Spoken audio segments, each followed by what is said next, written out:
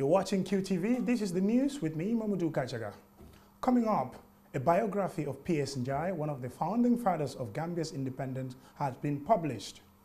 Direct Aid offers free cataract operations lasting 4 days.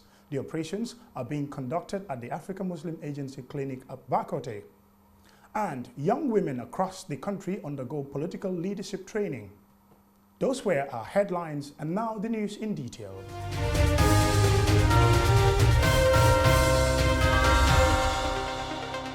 Gambian historian Hassum Ceesay has written the first full-length biography of one of the founding fathers of Gambia's political independence, Pierre Njie. On the eve of Gambia's political independence in 1965, Pierre Njie was one of the political titans on Gambia's political stage. Born in Bathurst, now Banjul, in 1909, he trained as a lawyer in England from 1943 to 1949, graduating as the first Wolof lawyer in Bathurst. He founded the United Party, UP, in 1951, and within a decade had scaled the political greasy pole to become the first chief minister between 1961 and 1962. The timeliness and relevance of Hassum Ceesay's biography is captured perfectly in his title, Founding Father Pierre Njie, A Moral Biography. Hassum Ceesay's biography takes the political figure and embeds him in his moral frame. In our current political landscape, Hassum Ceesay reminds us that all politics is embedded in morality and not merely on political expediency or party political interests. And at this crucial stage in our history, it is important for us to reflect on what our founding fathers did when they faced a political turning point in our nation's history. What I intend to do in the book is to show how Pierre Njie is a role model for this generation. How by his example, by what he believed in, what he stood for, Pierre Njie is like a moral embodiment of all what the Gambia holds dear or used to hold dear. So really, the book is meant to be a source of mentorship and a guide to the youth that somebody like P.S. Njie is indeed a role model. The political hurdles we now face, engendering rigorous debates, political wrangles, and uncertainty about our future will be better managed if we emulate the selflessness and putting Gambia first attitude embodied by such founding fathers as P.S. Njie. Here was a person who put Gambia first before his individual or before his party interests. Because at the time, Mr. Mboj, PS had enough supporters to put this country on fire. Yes, but he refused to do that. He said, I will go to the courts. Even when the courts gave him victory and the Queen overruled the court, he told his supporters, let us wait for the next election. So that is why I think he is a role model for this generation of politicians in the New Gambia in particular. Country comes first. Hassum Ceesay warns us that the deficit in public knowledge of our historical heroes is a hindrance to our efforts to rebuild our country, because we draw the materials of future wisdom from past successes and failures, and indeed infirmities of human beings. There is what I can call almost a scandalous deficit in historical knowledge about our founding fathers, and which is costing us dearly. All these things, Mr. Mboj, we are trying to solve now. All these issues we are trying to solve. From reconciliation, transition justice, freedom of this, freedom of that, anti-torture. All these are things which our founding fathers had tried and tested before in the Gambia.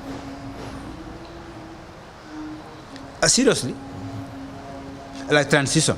I mentioned the 62 transition from one ruling party to another in 62. Yes. Like it happened smoothly. Yes. Why did we allow it to be so rough in December 2016?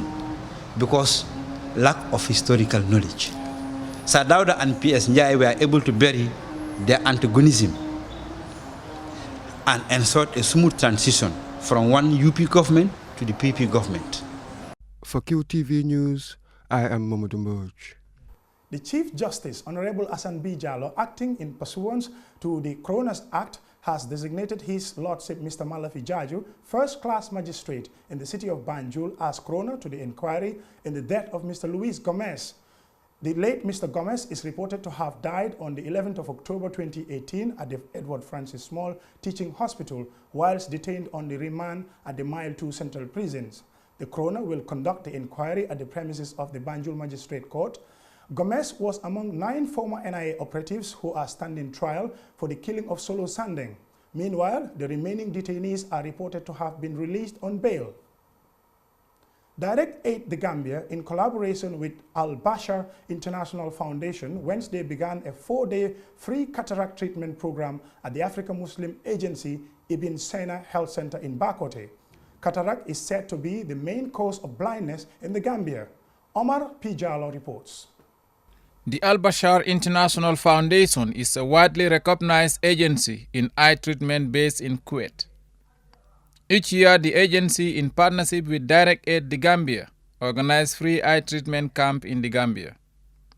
The program aims at providing free medicines and operations for cataract patients across the country, with funding from Direct Aid International Society. Speaking at the opening ceremony, the communication officer, Direct Aid the Gambia, Ansumana Kinte, said as a charitable agency, it is obligatory upon them to give free medical treatment to cataract patients. He, however, called on the general public to register with them and get treated for free. We are gathered here today at Ibn Sina Clinic of Bakote to witness yet another milestone in the history of Direct Aid, supporting the government and the people of this country. This is a common ground that every year patients from across the Gambia do come here. Direct Aid, in support or in collaboration with Al-Bashar International, do organize a free cataract camp for patients. The manager, Camp Al-Bashar International Foundation, Fahruddin Daha, said his organization has been committed to giving free eye care service to those who do not have access to eye care service and to the underprivileged. He therefore thanked the patients for registering with them and called for more people to register. I would like to mention the purpose and the objective of coming here is to provide eye care services to the unprivileged or the one who do not have access to the eye care services. This is the main objective of coming here, setting up operation theater, setting up this temporarily camp services to provide relief, to provide treatment to the people. And as we have seen over the years, it is not the first time, and our relation with Gambia goes back to 25 years. Since we started in 1994 till now, we have been coming here very regularly. Like other years, Alhamdulillah, we have the same program, the same objective, and inshallah we will continue our services, continue to serve the people of the country, of this region very frequently, inshallah, in a best possible way to give the maximum quality service. A nurse at Ibn Sina Medical Center, Kumba Jallow, said the number registered this year is far less than the number in the previous years. She attributed the low turnout to poor publication of the program this year. A lot of the people, they don't know, they don't hear about the information about this eye cataract. So if at all it can be informed to the general public a month or a month and a half before, people will come. But this time we have a low turnout. I don't know what is the reason why people, I think it's due to this information, poor communication, that's why. But if you look at last year, year before last, people have been coming more and more and more, but this time we have less. Bailo is one of last year's beneficiaries, and he shares his experience of the treatment with QTV. Al-Bashar International Foundation. The right eye, but the left eye, I cannot see anything. Reporting for QTV News, I am Omar P. Jallo. Political leadership training for young women drawn from across the country is underway at the Kololi Hotel. The capacity building training is initiated by the Gender Center for Empowering Development to promote young women participation in politics. Aliou Cisse reports. The Young Women Political Leadership School training is a capacity building initiative to promote young women participation in politics. For a country such as the Gambia, where for far too long women have been more of spectators and clappers, this training seeks to educate these young women on the importance of their involvement in politics and its impact. Lamin Sedikan, Executive Director of Gender Center for Empowering Development in the Gambia, better known as GenCET, gave a brief background of what GenCET is all about and the importance of the training. GenCET is currently focused on the following key areas of development, as endorsed in the 12 critical areas of worry in Beijing Platform for Action, that is governance, social interference issues, and entrepreneurship. GenCET is operating in the following countries, namely Ghana, Nigeria, Liberia, and the Gambia. The inspiration behind GenCET work is that the emergencies of multi-party democracy provide the opportunity to enhance civil participation, social accountability, economic governance, which include mechanisms of platform to increase men and women access to increased knowledge, participate in decision-making process, and demand accountability from their duty bearers. Gender equality and equity principles are yet to be fulfilled, integrated in our democratization process. There is growing recognition of the untapped capacity and talents of women and women's leadership. Research has shown that over the last 2 decades, the rate of women's representation in national parliaments globally has increased from 11.8% in 1988 to 17.8% in 2008 to 23.5% in 2018. Some regions have seen particularly dramatic increase, such as the sub-Saharan Africa, where in the last 20 years the number of women in parliaments has risen from 8 to 23.6%. For Esther Tawia, Executive Director of GenCET for West Africa, this is a time to groom young women politicians. What basically GenCET seeks to achieve with this young women's political leadership, as you know, if you look at Africa's population, over 50% of the population, it's a young population. It's young people. And if you look at the young people, over 60% are young women. So interestingly, Africa, people say, is a young continent, but unfortunately, they don't talk about it being the most young women's continent. Because the young women constitute over 60%, and definitely we are supposed to take charge in most of the things that is happening on the continent and in our countries. And I know in Gambia, the population shows clearly that lots of them are women. And so women in the bracket, young women are majority of the population. The meaningful participation of women in national, local, and community leadership roles has become an important focus on global development policy. Women's participation in politics helps advance gender equality and affects both the range of policy issues that get considered and the types of solutions that are proposed. Lamin Dabo, Executive Director of National Youth Council and Dembo Kambi National Youth Council Chairman, spoke on the importance of such initiatives. This is an opportunity for us that we don't only constitute the larger percentage of our society, but we are also in this day and time educated, because education has been a major barrier to us at some point taking leadership, especially at political level. But today, you have very brilliant, sharp, intelligent, educated young women. So that is no more a barrier. So we have all the opportunity to explore, to ensure that we are able to assume this political leadership. I think this is an opportunity that we need to grab as young ladies of this country. Every time we complain, every time we say these things are not going the way we want things to be. But it should be our collective responsibility to ensure we correct the things that are happening. We've been clapping for so long, we've been dancing for so long, and we've been singing for so long. I think it is time for us to tell these men that we need our position in decision-making processes at every corner of our country. Robina Namusisi is the country director of the International Republican Institute. This training should be, used as part of your strategy to get to be known. Women's representation is not the only factor, but it is a critical factor for the development of inclusive, responsive, and transparent democracies. Reporting for QTV News, I am Aliou Cisse. The Clock Foundation in the Gambia has announced plans to hold its first summit on women's training in science, engineering, technology, and mathematics in the Gambia next month. The summit would be organized in partnership with Greenwich Institute for Technology in South Africa, and it's aimed at empowering girls in technical and vocational education. Babukar Sise was at the press briefing where the foundation made the announcement, and he now reports.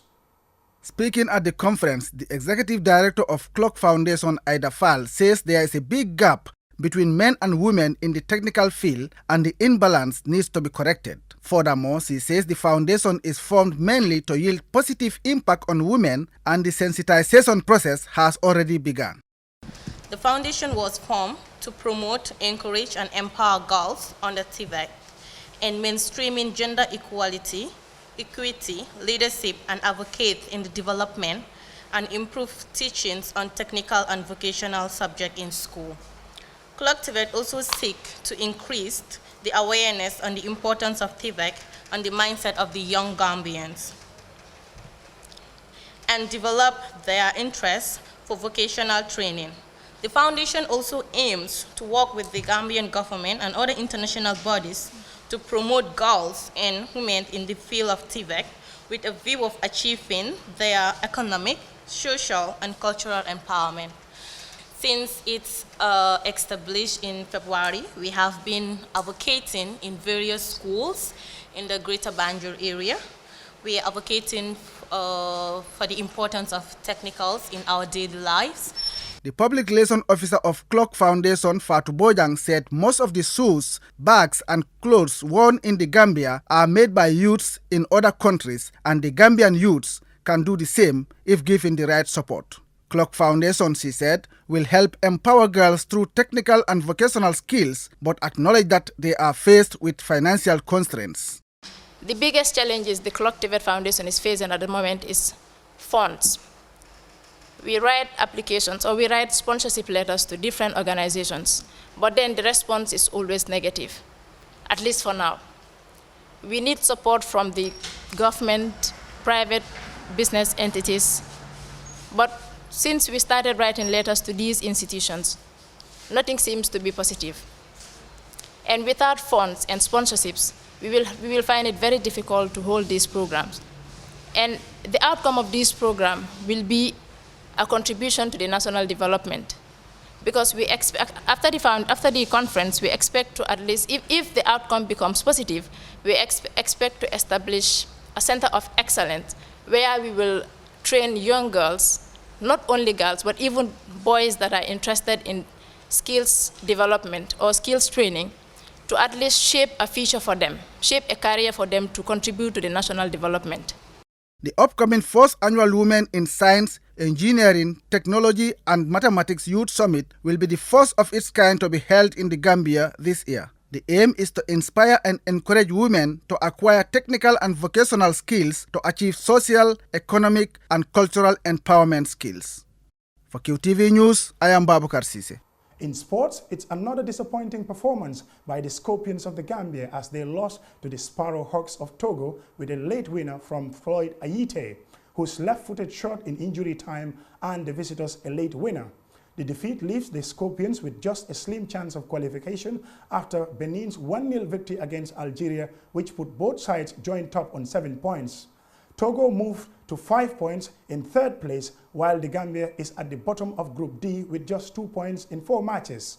Here is an excerpt of Coach Tom Samfier's reaction to the defeat. Very difficult to find words, to be honest. I think in the first place that the people who started the game for the Scorpions, they played a very good game. I think the majority of the game we were controlling defense. If I see my central defense, my wing backs, they had control over their opponents. In the midfield, when we played with 3 in the midfield, we had control over the opponents. In front, we had good rushes, but in front of the goal, we couldn't really. We had shots, but they were or saved by the goalkeeper or went on the wrong side of the goal out. In the second half, I think we even got more control, and then you have to balance from, do you gonna go for a win or do you go for a draw? And knowing that Benin had won against Algeria, would be very difficult for a draw to still qualify. We knew the result, that Benin had won 1-0. Okay, we had 3 points, it would be nicer statistics, but we were thinking that, and for sure when Togo came with 10 men, that we could have had the chance to score. But I'm very disappointed, very disappointed. I'm disappointed in the first place about the result, but I'm also very disappointed. Let me say that I had the feeling that the people, not everyone who came on the pitch, had the same commitment as the people who started the game. And I always understand that you can play a bad game. I always can understand that you can make mistakes, but you have to die for your country. Before we end this bulletin, we recap our main headlines. A biography of Pierre, one of the founding fathers of Gambia's independence, has been published. The book is written by Gambian historian and writer Hassoum Ceesay. Direct Aid offers free cataract operation lasting 4 days.